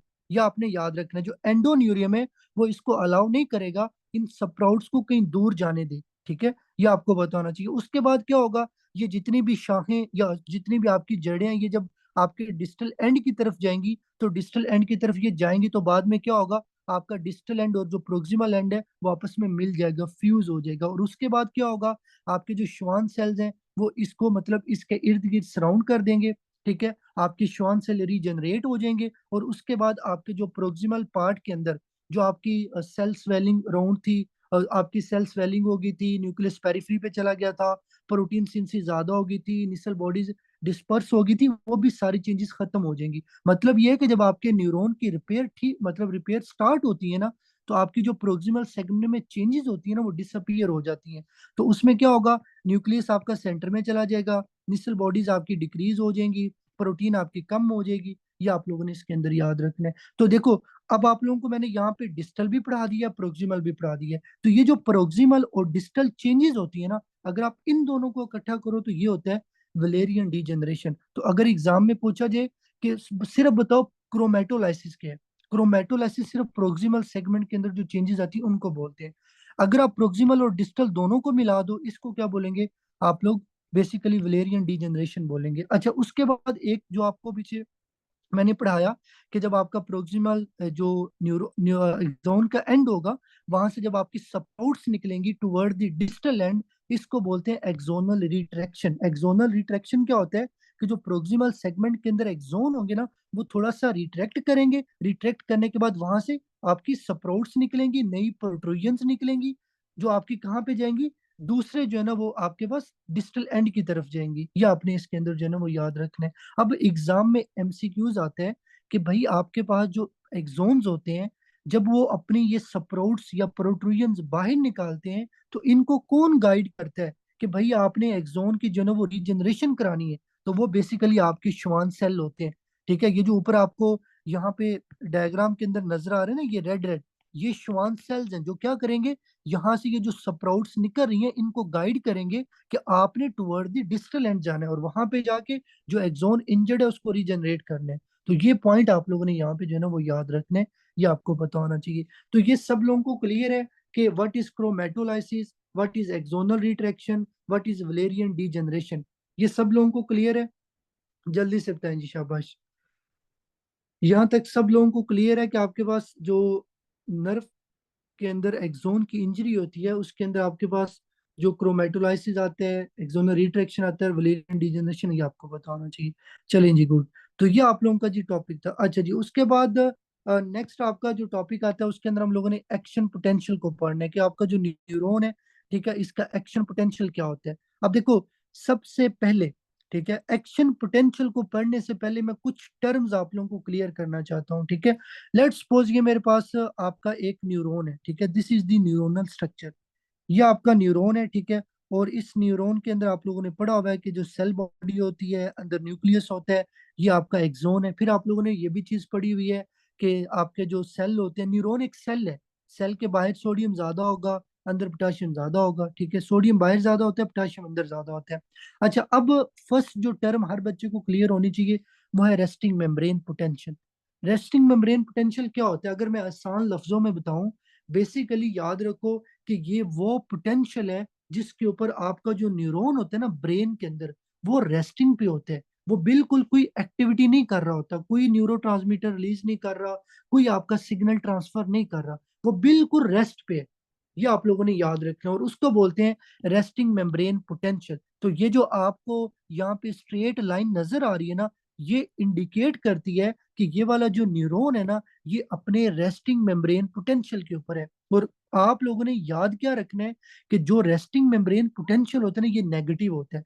Specially ये आपका -70 तक होगा। ठीक है, ये आपको पता होना चाहिए।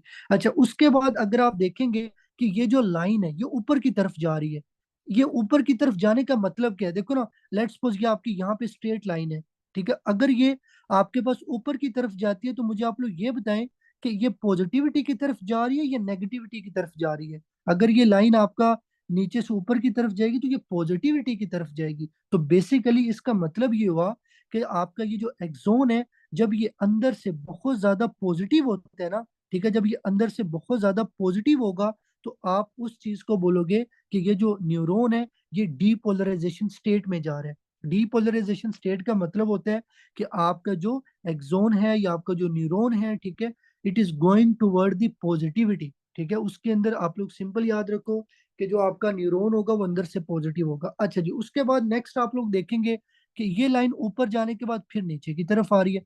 अब आप लोगों ने मुझे बताना, अगर ये लाइन नीचे की तरफ आ रही है तो ये पॉजिटिविटी की तरफ आ रही है या नेगेटिविटी की तरफ आ रही है? जल्दी से बताएं, शाबाश। ये नेगेटिविटी की तरफ आ रही है।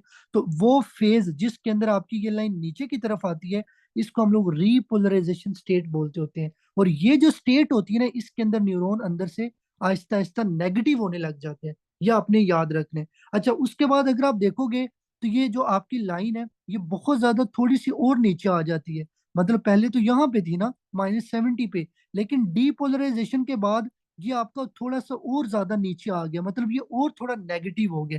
तो वो स्टेज या वो फेज या वो स्टेट जिसके अंदर क्या होता है आपके पास, जो आपका बेसिकली न्यूरॉन होगा, ठीक है, उसके अंदर अगर बहुत ही ज्यादा अंदर से नेगेटिव चार्ज क्रिएट हो जाए, वो आपका हाइपर रिपोलराइजेशन स्टेट होता है। मतलब अगर रिपोलराइजेशन आपका -70, लेट्स सपोज यहाँ पे मैं मेंशन करता हूँ कि यहाँ तक है वो, तो उसके बाद अगर आप देखोगे तो ये -90 -80 तक जा रहे हैं, तो ये हाइपर रिपोलराइजेशन स्टेट है।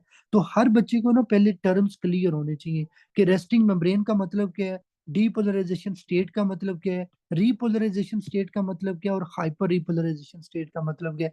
सिंपल याद रखो, रेस्टिंग मेम्ब्रेन पोटेंशियल बेसिकली वो एक्शन पोटेंशियल होता है जिसके अंदर, सॉरी, जो आपका रेस्टिंग मेम्ब्रेन पोटेंशियल है ये ऐसा पोटेंशियल है जिसके अंदर न्यूरॉन बिल्कुल जो है ना वो रेस्टिंग पे होता है। ठीक है, जो डीपोलराइजेशन स्टेट है ये बेसिकली आपके पास क्या होगी, जिसमें सेल टुवर्ड दी पॉजिटिविटी जाएगा। रिपोलराइजेशन का मतलब है सेल टुवर्ड दी नेगेटिविटी जाएगा। और जो आपके पास हाइपर रिपोलराइजेशन है, इसमें सेल एक लिमिट से ज्यादा नेगेटिविटी की तरफ जाएगा। अच्छा, अभी एग्जाम में क्वेश्चन आता है कि जो न्यूरॉन है, न्यूरॉन का ये जो रेस्टिंग मेम्ब्रेन पोटेंशियल ये -70 क्यों होता है, क्या रीजन है? तो देखो, अगर ये आपके पास लेट्स सपोज न्यूरॉन है, ठीक है, और इस न्यूरॉन के अंदर से अगर मैं पोटाशियम को बाहर भेजता रहूं, मतलब अंदर पोटाशियम ज्यादा होता है, अगर इसको मैं पोटाशियम अंदर से बाहर ज्यादा भेजता हूँ, तो मुझे ये बताओ कि जब पोटाशियम अंदर से बाहर आएगा तो अंदर से जो न्यूरॉन होगा ये नेगेटिव होगा पॉजिटिव होगा? जल्दी से मुझे बताएं। ये और ज्यादा नेगेटिव हो जाएगा। तो इसका मतलब ये है कि जो रेस्टिंग मेम्ब्रेन पोटेंशियल है, इसके अंदर क्या होता है कि आपकी जो मेम्ब्रेन होती है ना, वो पोटाशियम को ज्यादा जो है ना वो अलाउ करेगी बाहर जाने को। ये आपने याद रखना है। अच्छा, उसके बाद अगर ये आपके पास थोड़ा ऊपर की तरफ जा रहा है, अब आप लोगों से अगर पूछा जाए कि डीपोलराइजेशन स्टेट में क्या होता है, तो बेसिकली अब देखो, आपने पढ़ा कि जब ये लाइन ऊपर की तरफ जाती है तो पॉजिटिव चार्ज अंदर ज्यादा हो रहा है। अब वो पॉजिटिव चार्ज कहाँ से आएगा? बेसिकली वो पॉजिटिव चार्ज आपका आएगा आपके यहाँ पे, जो इस मेम्ब्रेन के ऊपर सोडियम चैनल्स होते हैं, बाहर सोडियम ज्यादा होते हैं, तो बाहर से सोडियम आपके न्यूरॉन के अंदर आएगा। ठीक है, जब इसके अंदर पॉजिटिव ज्यादा चार्ज होगा तो ये आपका अपवर्ड जाएगा, जिसको बोलते हैं डीपोलराइजेशन स्टेट। ये आपने याद रखना है। तो सिर्फ इतना याद रखो, डीपोलराइजेशन स्टेट के अंदर सोडियम चैनल ओपन होते हैं, सोडियम अंदर आते हैं। रेस्टिंग मेम्ब्रेन पोटेंशियल के ऊपर आपके पोटाशियम चैनल ओपन होते हैं, पोटाशियम बाहर जाते हैं। ये वो, मतलब अगर इतना पता है ना तो एग्जाम में एमसीक्यू गलत नहीं होगा। फिर उसके बाद है रिपोलराइजेशन स्टेट। अब देखो, मुझे आप लोग ये बताओ कि डीपोलराइजेशन में पॉजिटिव अंदर आ रहा था, तो अगर आप उसको अंदर से नेगेटिव करना चाहते हो तो आप क्या करोगे? आप अंदर से जो है ना वो पॉजिटिव को बाहर भेज दोगे। तो आपका अगेन क्या होगा, अंदर से जो है ना वो इलेक्ट्रॉन, जो सॉरी आपका जो न्यूरॉन है वो नेगेटिव हो जाएगा। तो रिपोलराइजेशन के अंदर क्या होता है कि आपका जो पोटाशियम होगा ना, आपका जो पोटाशियम होगा वो बेसिकली आपके सेल से बाहर जाने लग जाएगा, आपके न्यूरॉन से बाहर जाने लग जाएगा। और रिपोलराइजेशन के ऊपर सोडियम एंटर नहीं होता, मतलब सोडियम वाले गेट क्लोज हो जाएंगे और पोटाशियम वाले ओपन हो जाएंगे। और पोटाशियम वाले जब ओपन होंगे तो पोटाशियम अंदर से बाहर जाना शुरू कर देगा। ये आपको बताना चाहिए। ये आप लोगों ने इसके अंदर याद रखना है। तो इसका मतलब ये हुआ कि अगर आसान लफ्जों में पूछा जाए, डीपोलराइजेशन के अंदर सोडियम का इनवर्ड होता है, रिपोलराइजेशन के अंदर पोटाशियम का आउटवर्ड होता है। बस ये मेन पॉइंट आपको पता होना चाहिए। उसके बाद नेक्स्ट आते हैं हाइपर रिपोलराइजेशन स्टेट। अब हाइपर रिपोलराइजेशन स्टेट के अंदर क्या होगा कि भाई आपके जो, लेट्स सपोज मैं कहता हूँ कि ये आपका जो है ना वो एक सेल है, इसके अंदर जब रिपोलराइजेशन स्टेट थी ना तो 5 पोटाशियम के चैनल ओपन थे, ठीक है, 5 पोटाशियम के चैनल ओपन थे। लेकिन जब आपका सेल और थोड़ा सा नेगेटिविटी की तरफ जा रहा है ना, मतलब हाइपर रिपोलराइजेशन स्टेट में जा रहा है, तो आपके ये जो 5 है ना ये थोड़े से ज्यादा हो गए, 7 हो गए, ठीक है। तो आपके और ज्यादा पोटाशियम चैनल ओपन हो गए, ठीक है, आपका जो पोटाशियम है वो और ज्यादा बाहर आएगा।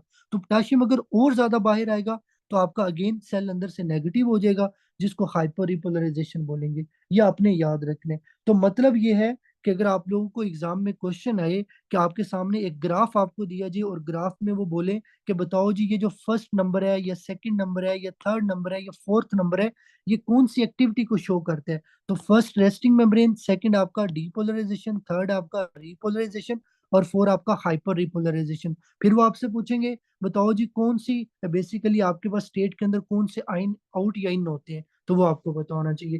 तो ये आप लोगों ने इसके अंदर जो है ना वो सारी चीजें याद रखनी, ये आपको सारी चीजें जो है ना वो पता होनी चाहिए। ये सारा कुछ आपकी फर्स्ट एड के ऊपर लिखा हुआ है। जस्ट यहाँ पे बताने का मकसद ये है कि जब आप लोग फर्स्ट एड को पढ़ें तो एटलीस्ट आप लोगों को जो है ना वो कोई भी चीज तंग ना करे, ये आपने याद रखना है। अच्छा जी, उसके बाद नेक्स्ट हमारा जो टॉपिक है उसमें हम लोगों ने सेंसरी रिसेप्टर को पढ़ना है, ठीक है। अच्छा, सबसे पहले हम पढ़ेंगे कि what is sensation, what is receptor, फिर उसके बाद इसकी टाइप्स पे जाएंगे, इसकी डिटेल को देखेंगे। तो देखिए सेंसेशन क्या होता है, अगर आपसे पूछा जाए कि सेंसेशन क्या है, सेंसेशन बेसिकली हमारी ब्रेन की एक एबिलिटी होती है, ठीक है, जो आपके इन्वायरमेंट के अंदर इंटरनल या कोई एक्सटर्नल चेंज होती है उसको पिक करना, ठीक है। तो मतलब ये है कि brain ability to pick up changes from environment, वो चेंजेस आपकी इंटरनल हो या एक्सटर्नल, ठीक है, उसको हम लोग सेंसेशन बोलते होते हैं। ये आपने याद रखना है। अब जो आपके पास चेंजेस हैं, चेंजेस का मतलब क्या होगा कि वो टेम्परेचर चेंज हो सकती है, वो केमिकल चेंज हो सकती है, वो प्रेशर चेंज हो सकती है। मतलब अगर आपकी बॉडी के अंदर कोई भी pressure change, temperature change, chemical change आती है और आपका ब्रेन उसको सेंस करता है, ठीक है, आपके ब्रेन के अंदर एबिलिटी है उसको पिक करने की, उसको हम लोग सेंसेशन बोलते होते हैं। ये आपने याद रखना है। फिर उसके बाद है रिसेप्टर। रिसेप्टर क्या होता है, ये हमारी बॉडी के अंदर एज अ ट्रांसड्यूसर काम करते हैं। ट्रांसड्यूसर क्या होते हैं, ये बेसिकली याद रखो कि वो चीज है जो आपकी एक एनर्जी को दूसरी एनर्जी के अंदर कन्वर्ट करेगी। मतलब एक सिग्नल को दूसरे सिग्नल के अंदर जो चीज कन्वर्ट करे उसको हम लोग रिसेप्टर बोलते होते हैं। मतलब मैं आपको कहता हूँ कि लेट्स सपोज मैंने आपको टच किया है, तो जब मैं आपको टच करूंगा तो जो मैकेनिकल मैकेनिकल एनर्जी होगी वो आपकी बॉडी के अंदर मैकेनिकल से लेट्स सपोज इलेक्ट्रिकल एनर्जी के अंदर कन्वर्ट हो जाएगी। तो ये किसका काम है, ये रिसेप्टर का काम है। जहां पे मैं आपको टच करूंगा तो वहां पे आपके स्किन के रिसेप्टर्स होंगे, वो रिसेप्टर क्या करेंगे, मेरे टच के अंदर जो मैकेनिकल एनर्जी होगी उसको दूसरी फॉर्म के अंदर कन्वर्ट कर देंगे। वो एनर्जी फिर आपके ब्रेन की तरफ जाएगी, ठीक है, मेरा ब्रेन उसको पिक करेगा कि यार ये जो टच है ये थोड़ा मतलब आराम से कर रहा है, ये सख्त मतलब हाथों के साथ किया जा रहा है, पेनफुल तो नहीं है, तो वो आपका ब्रेन उसको सेंस करेगा। फिर उसके बाद आते हैं आपके रिसेप्टर की टाइप्स, ठीक है। तो कुछ आपके पास एक्सटर्नल रिसेप्टर्स होते हैं, कुछ आपके इंटेरो रिसेप्टर्स होते हैं, कुछ आपके प्रोप्रियो रिसेप्टर होते हैं। अब ये चीजें अगेन मैं बता दूं आपकी बुक में नहीं लिखी हुई, उन्होंने आपकी बुक में डायरेक्टली टेबल दिया हुआ है सेंसरी रिसेप्टर का, वहां पे नहीं लिखा what is sensation, what is receptor, what are the types of receptor, ये आपको चीजें पता होनी चाहिए। तो एक्सटर्नल रिसेप्टर का मतलब ये होता है कि वो रिसेप्टर जो आपकी बॉडी के अंदर sight, sound, taste, touch, temperature को जो सेंस करते हैं उनको एक्सटर्नल रिसेप्टर बोलते होते हैं। फिर इसी तरह अगर एक रिसेप्टर आपकी बॉडी में पीएच को डिटेक्ट करे, आपकी बॉडी के अंदर जो ऑर्गन्स हैं उनकी स्ट्रेचिंग को डिटेक्ट करे, उसको इंटेरो रिसेप्टर बोलते होते हैं। फिर इसी तरह कुछ रिसेप्टर्स होते हैं जो आपके जॉइंट, मसल, टेंडन, लिगामेंट्स के अंदर होते हैं, जो आपके जॉइंट्स की पोजीशन, जो आपके जॉइंट्स की मूवमेंट, ठीक है, उसको बताते होते हैं, वो सेंस करते हैं, उनको उनको प्रोप्रियो रिसेप्टर बोलते होते हैं। ये आप लोगों ने इसके अंदर याद रखने हैं। फिर उसके बाद हमारे पास यहाँ पे आता है कुछ केमिकल रिसेप्टर हैं, वो रिसेप्टर जो केमिकल चेंजेस को डिटेक्ट करते हैं, लाइक आपकी पीएच, आपके आइंस को, ठीक है। फिर उसके बाद कुछ थर्मो रिसेप्टर होते हैं जो आपकी टेम्परेचर चेंजेस को डिटेक्ट करते हैं, जब आपका टेम्परेचर वार्म या कोल्ड होता है। फिर इसी तरह मैकेनो रिसेप्टर्स होते हैं जो आपकी फिजिकल डिस्टोर्शन को डिटेक्ट करते हैं, लाइक प्रेशर या टच को डिटेक्ट करने वाले रिसेप्टर आपके मैकेनो रिसेप्टर होते हैं। फिर इसी तरह फोटो रिसेप्टर्स हैं जो आपकी लाइट को डिटेक्ट करते हैं, जो आपके रेटिना के अंदर होते हैं। फिर इसी तरह नोइजी रिसेप्टर्स होते हैं जो आपकी पेन को डिटेक्ट करते हैं। तो अगर एग्जाम में पूछा जाए कि कौन से रिसेप्टर्स हैं जो आपकी पेन को डिटेक्ट करते हैं, तो वो नोइजी रिसेप्टर्स हैं। तो ये आप लोगों ने याद रखना है। अब उसके बाद यहाँ पे मैं कुछ रिसेप्टर्स के बारे में बताऊंगा जो आपकी स्किन के अंदर होते हैं, ठीक है। स्पेशली यहाँ पे सबसे पहले जो मैं क्लियर करूंगा आप लोगों को, वो आपका आता है मार्कल डिस्क और मिजनर कार्पसल। देखो, सबसे पहले हर बच्चे ने क्या याद रखना है कि ये जो आपके पास आपकी बुक के अंदर उसने टेबल बनाया हुआ है ना सेंसरी रिसेप्टर्स का, जिसमें लिखा होगा मार्कल डिस्क या मिजनर कार्पसल। बेसिकली ये आपका जो एक कह लो कि न्यूरॉन होता है ना, उसकी जो नर्व एंडिंग्स होती है, उसका जो आखिर वाला पार्ट होता है ना, बेसिकली उसको हम लोग मार्कल डिस्क या मिजनर कार्पसल बोलते हैं। आप यहाँ पे देखोगे कि एक डिस्क की तरह का है, और ये जो मिजनर कार्पसल होता है ना, ये जैसे वो जलेबी टाइप होता है, ठीक है। इस तरह से वो आपको मतलब दिखाया गया। आपको एग्जाम में वो ये नहीं पूछेंगे, ना ही वो आपसे ये चीज पूछेंगे कि बताओ जी जलेबी की तरह का रिसेप्टर कौन सा है, या बेसिकली वो फंक्शन पूछते होते हैं। आपको एग्जाम में क्वेश्चन आएगा कि बताओ जी वो कौन सा रिसेप्टर है, वो कौन सा बेसिकली रिसेप्टर टाइप होता है जो आपकी हेयर लेस स्किन के अंदर प्रेजेंट होता है। तो आप लोगों ने मिजनर कार्पसल को पिक करना है। ये बेसिकली जहाँ पे आपके हेयर्स नहीं होते, वहां पे ये रिसेप्टर्स प्रेजेंट होते हैं। मतलब जो हेयरलेस स्किन होगी उसको बोलते हैं ग्लैब्रस स्किन, और वहां पे ये प्रेजेंट होते हैं। और एक पॉइंट याद रखना है कि ये बहुत ज्यादा माइलिनेटेड होते हैं, ठीक है। ये आपकी जो चेंजेस होती है ना, उनको क्विकली अडेप्ट कर लेते हैं। लेकिन जो आपके मार्कर डिस्क है ना, आपने ये याद रखना है कि ये आपकी फिंगर टिप्स के ऊपर होते हैं और आपकी सुपरफिशियल स्किन के ऊपर होते हैं, और ये भी माइलिनेटेड होते हैं। लेकिन इन इनमें और जो मिजनर कार्पसल डिफरेंस इतने हैं कि ये जो मार्कल डिस्क है ना, ये आपका मतलब अडेप्ट, इनकी जो अडेप्टिंग पावर है वो इतनी ज्यादा जो है ना वो क्विकली नहीं है जिस तरह की मेजनर कार्पसल की होती है। ये आपने याद रखना है। अच्छा, अब अगर एग्जाम में पूछा जाए कि ये जो मेजनर कार्पसल है, इनका स्किन में काम क्या है। हमने पढ़ा कि ये हेयरलेस स्किन में होते हैं, बट इनका काम क्या है। इसका काम होता है आपकी स्किन की जो बेसिकली कोई लाइट टच है, कोई फाइन टच है, ठीक है, वाइब्रेशन है, स्किन की इंडेंटेशन है। मतलब सिंपल याद रखो कि लाइट टच, फाइन टच, फिर उसके बाद आपकी जो वाइब्रेशन होती है, इसको ये मिजनर कार्पसल डिटेक्ट करता होता है, इसको सेंस करते हैं। सेंस करके आपके ब्रेन को बताते हैं। जो मार्कल डिस्क होते हैं ना, मार्कल डिस्क बेसिकली आपके जो ये जो शेप्स या जो एजेस होते हैं, या आपके पास जो डीप टच हो, ठीक है, उसको ये बताएगा। मतलब देखो ना, अगर मैं आपके हाथ में कोई चीज पकड़ाऊं और वो चीज ट्राइंगल है, लेट्स सपोज ट्राइंगुलर टाइप है, और मैं आपको कहूंगा कि यार आप मुझे ये देख के बताओ इसके कितनी एजेस आपको फील हो रहे हैं, आप मुझे फौरन बता दो कि यार इसका ये एक एज है, ये दूसरा एज है, ये तीसरा एज है। तो बेसिकली ये जो सेंसेशन, ये जो आप बेसिकली फील कर रहे हो अपने हैंड के अंदर, वो एक स्ट्रक्चर को पकड़ के जिससे आप बता रहे हो कि इसके इतने एजेस हैं, इसकी ये शेप है, तो वो मार्कल डिस्क का काम होता है। मतलब अगर मैं आपके हाथ में एक पेंसिल रखता हूँ, आपको फौरन पता चल जाएगा कि ये इसका मतलब एंड वाला पार्ट है, ठीक है, ये इसका कैप वाला पार्ट है। फिर इसी तरह अगर मैं आपको कोई चीज दूं, मैं आपको बोलूं कि यार मुझे बस इतना बताना है कि इसकी शेप आपको किस तरह की लगती है, ठीक है, इसके कितनी एजेस आपको फील हो रहे हैं, तो आप मुझे बता दोगे। तो ये आपके मार्कल डिस्क का काम होता है। फिर इसी तरह आपके होते हैं पेसेनियन कार्पसल, ठीक है। अब ये जो पेसेनियन आपके कार्पसल्स होते हैं ना, ये बेसिकली आपके जॉइंट्स या लिगामेंट्स के अंदर होते हैं, और ये भी माइलिनेटेड होते हैं, बहुत ज्यादा माइलिनेटेड होंगे, ये आपने याद रखना। और इसका काम होता है आपके जॉइंट की जो प्रेशर या वाइब्रेशन होती है ना, उसको बेसिकली ये डिटेक्ट करता होता है। तो ये आप लोगों ने इसके अंदर जो है ना वो याद रखना है। फिर उसके बाद आपके पास आते हैं रफनी, ठीक है, इसको बोलते हैं रुफनी कार्पसल्स, या बुक के अंदर लिखा होता है रुफिन्स एंड ऑर्गन रिसेप्टर। तो जिस तरह से भी आप लोग याद रखना चाहिए, बट एटलीस्ट पता होना चाहिए, जो रफनी कार्पसल्स हैं ये आपकी फिंगर टिप्स के अंदर होते हैं, आपके जॉइंट्स के अंदर थोड़े थोड़े होते हैं, और इनका काम होता है आपके जॉइंट की जो स्ट्रेचिंग होती है ना उसको डिटेक्ट करना। ये आपने याद रखना है। और ये जो आपके रफनी बेसिकली कार्पसल्स होते हैं, ये भी लार्ज होते हैं, ये भी माइलिनेटेड होते हैं, ठीक है, ये आपको पता होना चाहिए। और लेकिन इनके अंदर जो अडेप्टेशन होती है ना वो थोड़ी स्लो होती है as compare to Mizner corpuscle या जो मार्कल डिस्क है। तो ये आप लोगों ने इसमें याद रखने हैं। उसके बाद हमारा लास्ट एक रह गया, ठीक है, जिसको बोलते हैं फ्री नर्व एंडिंग। अब देखो what is free nerve ending. भाई सिंपल याद रखो, ये आपके पास जो एक नर्व है ना, आपका जो एक न्यूरॉन या नर्व होता है, उसकी जो एंडिंग होती है ना, उसको हम लोग फ्री नर्व एंडिंग बोलते होते हैं। और ये इन अनकैप्सुलेटेड होता है, मतलब इसके ऊपर कोई कैप्सूल नहीं होगा, ठीक है। ये most common type of nerve ending है, ये आपने याद रखना है। और ये आपका डर्मस के अंदर होता है, आपके हेयर फॉलिकल्स को ये सराउंड करते हैं, ये आपने याद रखना है। फिर आपके ये कॉर्निया में होगा, आपके कैप्सूल ऑफ जॉइंट के अंदर होगा, आपके लिगामेंट्स के अंदर होगा, आपकी बोन्स के अंदर होगा। और फिर अगर एग्जाम में क्वेश्चन आए कि आपकी स्किन के अंदर कौन सा रिसेप्टर है, रिसेप्टर की टाइप है, जो पेन टेम्परेचर को जो है ना वो डिटेक्ट करती है, वो ये फ्री नर्व एंडिंग्स होती हैं। ये आप लोगों ने प्लीज याद रखना है कि ये आपके पास अगर ये भी क्वेश्चन है कि सबसे ज्यादा सेंसिटिव रिसेप्टर कौन से होते हैं स्किन के अंदर, कौन सी टाइप के, आप लोगों ने फ्री नर्व एंडिंग को पिक करना है, ठीक है। ये आप ऑलमोस्ट आपकी बॉडी के हर पार्ट के ऊपर होते हैं, ये आपको बताना चाहिए। फिर उसके बाद ये जो फ्री नर्व एंडिंग है ना, इसकी टाइप्स होती हैं। कुछ ए डेल्टा है, कुछ सी है। जो ए डेल्टा है वो फास्ट होती हैं, जो सी है वो स्लो होती है। बस इतना आपको बताना चाहिए। अगर इसकी रीजन पूछी जाए, जो सी है ये स्लो इसलिए बिकॉज दे आर अनमाइलिनेटेड, जो ए डेल्टा है वो फास्ट इसलिए बिकॉज दे आर माइलिनेटेड। तो ये डिफरेंस इसके अंदर आता है, ये आपको बताना चाहिए।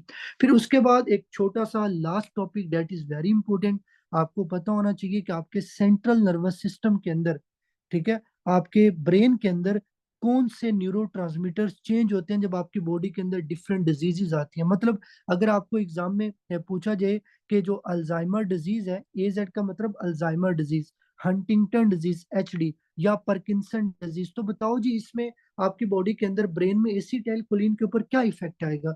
तो सबसे पहले तो हर बच्चे को ये पता होना चाहिए व्हाट इज एसिटाइल कोलिन, ठीक है। एसिटाइल कोलिन क्या, वैसे तो हम लोग ये पढ़ेंगे इंशाल्लाह, it is a part of parasympathetic nervous system, but यहाँ पे ये चीज याद रखो कि ये आपके ब्रेन के अंदर न्यूरो है, ठीक है। ये केमिकल आपके ब्रेन के अंदर, और ये आपके ब्रेन में कहाँ पे बनते हैं, फॉर ब्रेन के अंदर बनते हैं। आप लोगों ने पढ़ा था ना, for brain, mid brain, hind brain, तो ये फॉर ब्रेन में बनते हैं। अब एमसीक्यू जाता है फॉर ब्रेन में कौन सी चीज है, तो वो न्यूक्लियस ऑफ माइनॉट, ठीक है, न्यूक्लियस ऑफ माइनॉट, ये आपने याद रखने। अब ये मैं क्यों करा रहा हूँ, क्योंकि एग्जाम में क्वेश्चन आता है कि वो मरीज जिनको अल्जाइमर डिजीज है या हंटिंगटन डिजीज है, उनकी बॉडी में कौन सा न्यूरोट्रांसमीटर कम होता है, तो वो एसिटाइलकोलिन होता है। पार्किंसन डिजीज में पार्किंसन डिजीज के अंदर इसका लेवल ज्यादा हो जाता है। तो भाई ये मेमोराइजेशन वाली चीजें आप लोगों ने याद रखनी है, ठीक है। आगे हम पढ़ेंगे what is Huntington, what is Alzheimer, what is Parkinson, उसमें ये क्यों होता है, ठीक है। लेकिन जस्ट यहाँ पे सिंपल चीज याद रखो कि इन डिजीज में ये कम हो जाता है। बाकी जब आप डिजीज को पढ़ोगे तो वहां पे इंशाल्लाह आपको पैथोफिजियोलॉजी जो मैकेनिज्म होगा वो सारा पढ़ाऊंगा कि ये क्यों कम हो रहा है। अच्छा, उसके बाद आपका डोपामीन आता है। डोपामीन आपका मिड ब्रेन से बनता है। मिड ब्रेन के अंदर आपका वेंट्रल टिगमेंटल जो न्यूक्लियस होता है ये बनाता है, और ये आपका डिप्रेशन के अंदर कम हो जाता है, स्किजोफ्रीनिया में ये ज्यादा हो जाता है, पार्किंसन डिजीज में ये कम होता है, हंटिंगटन डिजीज के अंदर ये कम होता है। ये आप लोगों ने याद रखना है। फिर उसके बाद आपका आता है गाबा। गाबा अमाइनो ब्यूटेरिक एसिड, ये आपका कहाँ से बनता है, ये आपका एक न्यूक्लियस होता है आपके बेजल गैंग्लिया के अंदर, बीजी का मतलब बेजल गैंग्लिया, और वहां पे न्यूक्लियस होता है न्यूक्लियस अकम्बेंस, न्यूक्लियस अकम्बेंस, ये आपने याद रखने हैं। और ये आपका एंजाइटी के अंदर कम होता है, और हंटिंगटन डिजीज में भी ये कम होता है। मतलब ये न्यूरो आपका एंजाइटी और जो हंटिंगटन डिजीज है इसमें कम हो जाते हैं। फिर उसके बाद है नोरेपिनेफ्रिन, ये आपका पोन से बनता है, ठीक है। आप लोगों को मैंने पढ़ाया था पोन्स बेसिकली आपकी ब्रेन स्टेम का पार्ट है।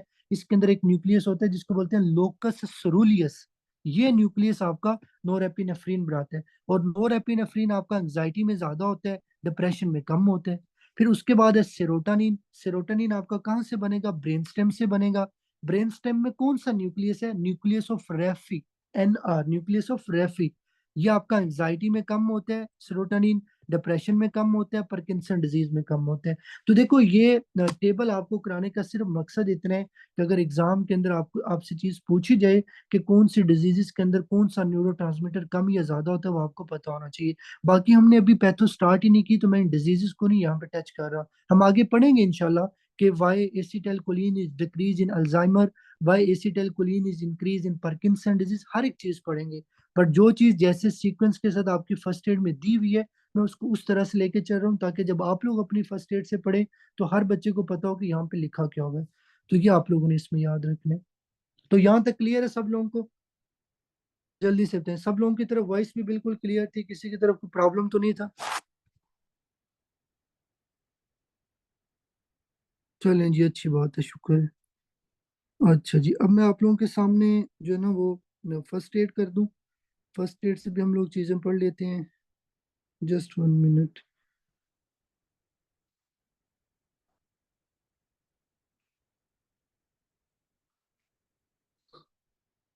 अच्छा जी, तो हम उल्टा चलते हैं, ठीक है।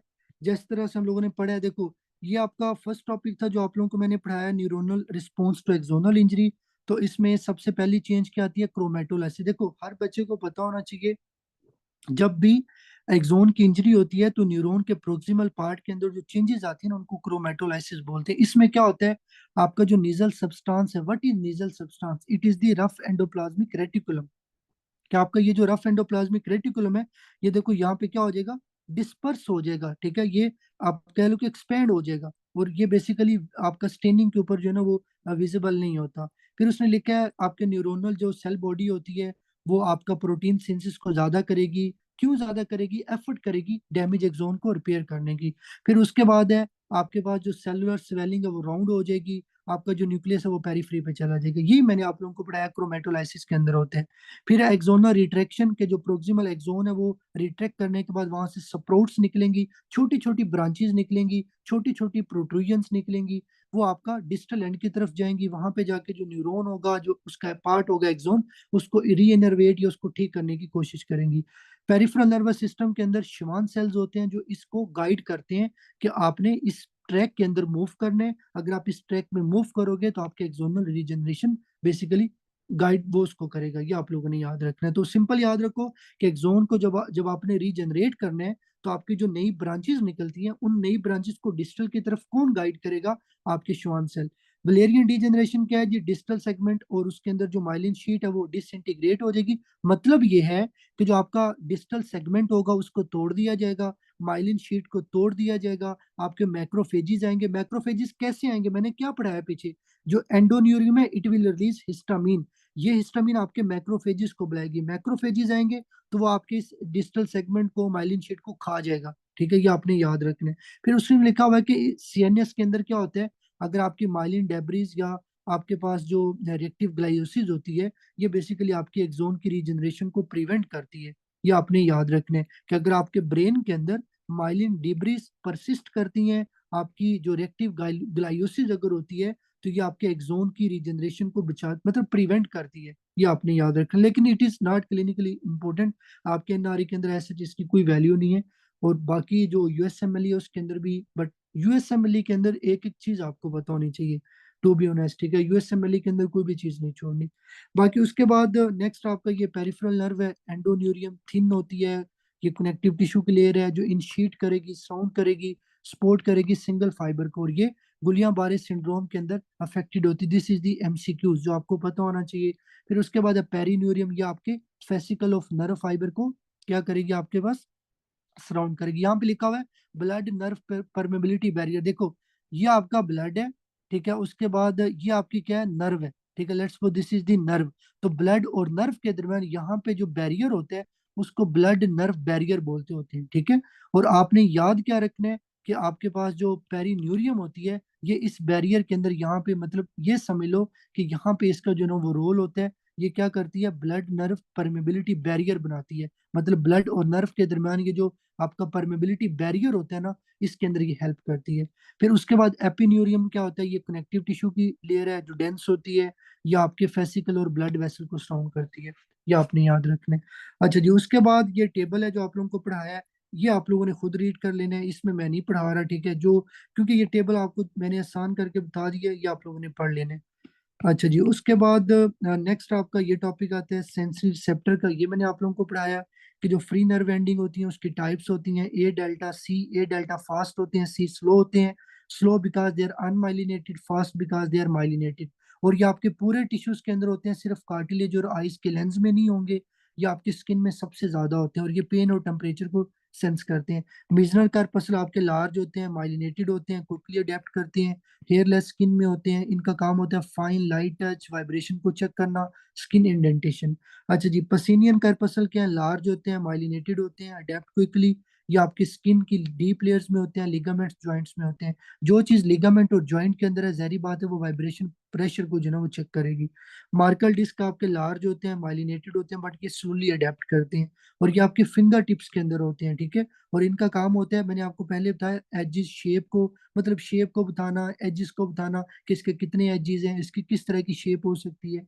फिर रफनी कार्पसल्स हैं, ये लार्ज होते हैं, माइलिनेटेड होते हैं। ये आपको बताना चाहिए, बस इतना याद रखो, ठीक है। अब ये इतना इंपॉर्टेंट नहीं है, सिंपल बताओ कि they are the large myelinated fibre, ये आपके फिंगर टिप्स और जॉइंट्स में होते हैं। इनका काम क्या होता है, स्ट्रेचिंग और आपका जो जॉइंट एंगल है उसको चेंज करना। तो मेरा नहीं ख्याल कि देखो यहाँ पे उसने एक आध पॉइंट एक्स्ट्रा भी लिखा होगा, लेकिन जो लेक्चर में मैंने आपको नोट्स पे चीजें करवाई हुई है ना, बस वो इंपॉर्टेंट करके चले जाओगे तो कोई मसला नहीं है। ठीक है, इसमें अगर एक आध चीज मिस भी होगी तो इतना इशू नहीं बनेगा, बट आपको मेन कंसेप्ट पता होना चाहिए कि यार ये क्या चीज है। उसके बाद ये एक्शन पोटेंशियल है। अब देखो उसने यहाँ पे लिखा हुआ है रेस्टिंग मेम्ब्रेन पोटेंशियल, मैंने बताया कि आपका पोटाशियम ज्यादा बाहर आता है एज कम्पेयर टू सोडियम। ठीक है, यहाँ पे आपके पास क्या है, voltage gated sodium potassium close होते हैं। भाई जहरी बात है, रेस्टिंग के ऊपर जब एक चीज रेस्ट पे है तो उसके अंदर कोई सोडियम या potassium voltage gated channel open नहीं होते। मेम्ब्रेन डीपोलराइजेशन का मतलब क्या है, सोडियम गेट ओपन होंगे, सोडियम अंदर आएगा। मेम्ब्रेन रिपोलराइजेशन का मतलब क्या है, सोडियम इनएक्टिव होगा, सोडियम आपका अंदर नहीं आएगा, पोटाशियम आपका अंदर से बाहर जाएगा, जिसको पोटाशियम आउटफ्लो बोलेंगे। मेम्ब्रेन हाइपर रिपोलराइजेशन का मतलब क्या है कि पोटाशियम चैनल आपके जो बेसिकली ओपन थे वो और ज्यादा क्या करेंगे, मतलब जो आपके पोटाशियम चैनल थे वो जल्दी क्लोज नहीं होंगे, वो ज्यादा ओपन रहेंगे, ज्यादा देर तक ओपन रहेंगे, जिसकी वजह से पोटाशियम ज्यादा जाएगा। पोटाशियम ज्यादा जाएगा तो अंदर से और ज्यादा नेगेटिव हो जाएगा, जिसको हाइपर रिपोलराइजेशन बोलोगे। ये आपने याद रखना है, बस इतना जो है ना वो आप लोगों को पता होना है। तो एग्जाम के अंदर ना इसका जो क्वेश्चन आता है वो ग्राफ से आता है। इस तरह से वो आपको ग्राफ देंगे, बताओ जी ये 1 नंबर, 2 नंबर, 3 नंबर या 4 नंबर चेंजेस किस वजह से। जिस तरह से इधर लिखा हुआ this is resting, this is depolarization, this is repolarization, this is hyper repolarization, फिर आपको पता होना चाहिए कौन से स्टेट में कौन से आयंस अंदर आते हैं। तो यहाँ पे आपके पोटाशियम चैनल ओपन होंगे, ठीक है, they are not voltage gated, ठीक है, वो सिंपल पोटाशियम चैनल होते हैं, ये आपने याद रखना है। फिर उसके बाद यहाँ पे 2 है तो यहाँ पे सोडियम चैनल आएगा, 3 है तो यहाँ पे पोटाशियम चैनल आएगा, 4 पे भी आपके पोटाशियम चैनल आते हैं, दे आर, ये आपको बस इसके अंदर पता होना चाहिए।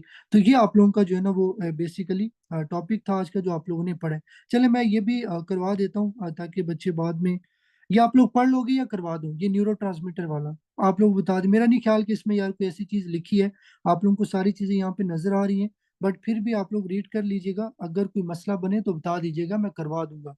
ठीक है, ठीक है, चलें यार, शुक्रिया आप लोगों का, मेरी वैसे अपनी भी बस हो गई है। ठीक है, अगर आप लोग कहेंगे तो मैं इंशाल्लाह कल करवा दूंगा, कोई मसला नहीं है, क्योंकि ये डबल एफर्ट है। ये आप लोगों को ऐसा कोई भी प्लेटफॉर्म नहीं मिलेगा जिसमें आपको पहले 1 घंटे का लेक्चर मिलता है, बाद में उस लेक्चर के बाद आपको फर्स्ट एड पढ़ाई जाती है। ठीक है, वरना जो दूसरे प्लेटफॉर्म माशाल्लाह पता है आप लोगों को कि बस फर्स्ट एड को ओपन करके और चीजें पढ़ा दी जाएंगी। ठीक है, तो वो यहाँ पे सिस्टम नहीं है, यहाँ पे एफर्ट पूरी की जाएगी आप लोगों के ऊपर, बाकी किस्मत की बात है। ठीक है, अल्लाह पाक बस सबको कामयाब करे। तो ये बेसिकली आप लोगों का आज का जो है ना वो ठीक है जी। यार यूएसएमएलई के लिए कोई भी चीज नहीं छोड़नी, यूएसएमएलई के लिए आप लोगों ने सब कुछ करना है।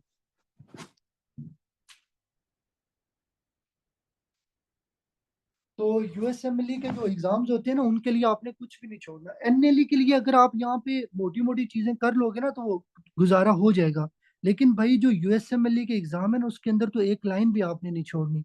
अगर यहाँ पे लिखा हुआ है ना एक लाइन का, वो मीनिंग आपको पता होना चाहिए। तो बाकी फिर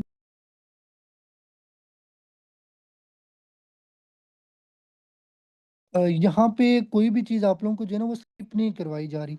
तो